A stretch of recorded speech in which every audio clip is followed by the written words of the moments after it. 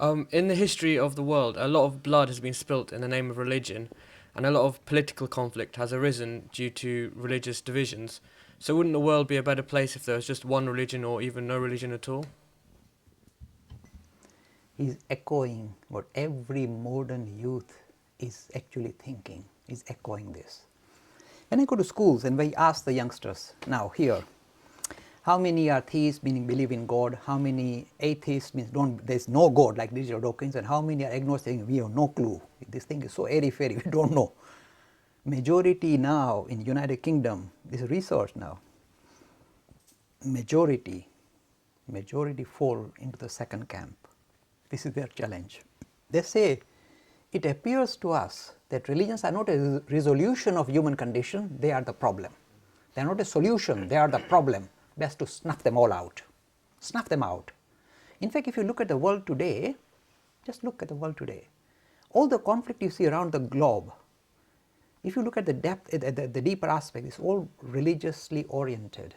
Almost all the conflict, Middle East, wherever you look, always religion seems to be right at the heart of it, everywhere. So religions seem to be the real cause of problem, the real cause of, real issue for humanity. Why don't we snuff them out? Try to say one will win over the other means you will have more bloodshed. Try and imagine trying to do that. 2 billion Christians, 1 billion Muslims, and God help the rest of us. And they all want to score points saying, I am right and you are wrong. And you see, this exclusivistic kind of ideology that I am right and you are wrong is itself divisive to a great extent. Do you know how it's divisive? It doesn't stop by saying only Christian. Then within Christian you say, oh no, but then there is the Catholic and the Protestant. Oh, then there's the Methodist and this and Evangelical. And the whole thing starts, there are 190 denominations in Christianity. So they'll start fighting amongst themselves. It's only that because they've got a common enemy, people of other religion, they've become quiet now. So they're fighting amongst themselves. So what is the resolution? Should we snuff out religions? Is their sell-by date gone? Kick them all out? Think about it. Look, this religion we come from allows us to challenge religion. And say, if it is the case, this Swami Vivekananda, if you feel this become counterproductive, spit it out. We would say that. If you think it's counterproductive, spit it out. You see, the resolution lies this. If you look at the history of mankind, individually, when single religions were visible in certain locality, in the certain kind of periods of history, they were cohesive. That brought about a lot of philanthropic activity. Overall, they were positive because they're talking about learning to live for others and helping others and charity. They were positive. As the world has become a global village, and there are so many conflicting claims to spirituality, they don't sit well together. We have friction in the name of religion. That's what is becoming visible. How will it be resolved? That's what I said in the previous question. The only religion, look, I'm being very arrogant. Let me be arrogant once in a while. The only religion that offers a reconciliation between different worldviews about different religions, different religious worldviews as well as science-oriented worldview, rationally founded science. The only religion that makes an attempt not just to say let's put them together, clutter them together, they don't fit, like nothing fits, but doesn't mean just hold them together, say be nice to each other, be nice, don't hit each other, it won't work. You need to fit the jigsaw puzzle and produce a bigger picture, a much cohesive picture, naturally cohesive. And that exercise and that, if you like, responsibility lies with you. It is your religion that holds that answer of reconciliation. Can you say reconciliation? How can they be reconciled? So vastly different. They talk such different things. Like Buddhism, there is no God to start with. How do you can reconcile?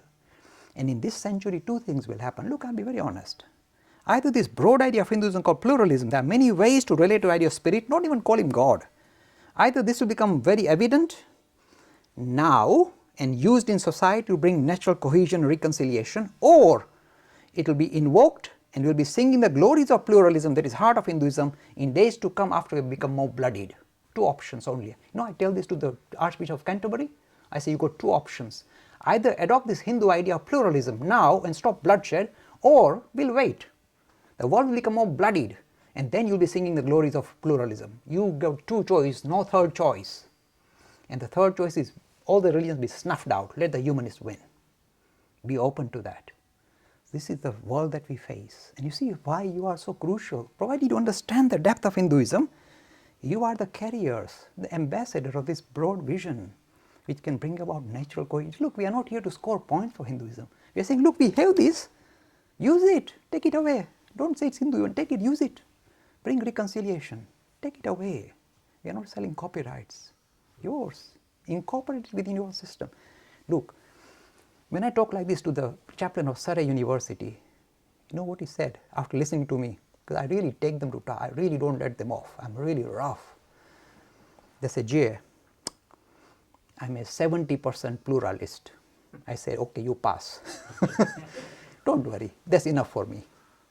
I won't rub it in any further. This is happening genuinely all around. I meet so many Christians who relate to pluralism. They say, but you know, our system, the doctrines, they have to be pulled apart because you've been saying exclusivity and you are challenging us, you are making us pull out. I say, if you don't do it, somebody else is going to come and thump you. Let me do a funny story. Once I was dealing with some Christian minister. I said, look, you know, why do you send people to our poor, kind of ignorant people in India and try and convert them? You're creating a rift in our society. You're hurting us, harming us. Why do you want to go and convert, evangelize? Stop it. We've got our own religion. Give them something else. Don't give them religion. They've got it. He said, Jay, he was nice fellow, you know, nice cozy fellow. No, Jay, we are not trying to convert. We're just spreading the good news. The language they use, we are spreading the good news. You know, Christ is born and Christ died for it. I said, okay, okay. I said, you want to spread the good news? I picked this up from Vivekananda, this lovely stuff. He said, you want to spread the good news? Yes. I said, you know, there is this prophet of Arabia waving his arms frantically, saying that he has got the latest edition of news.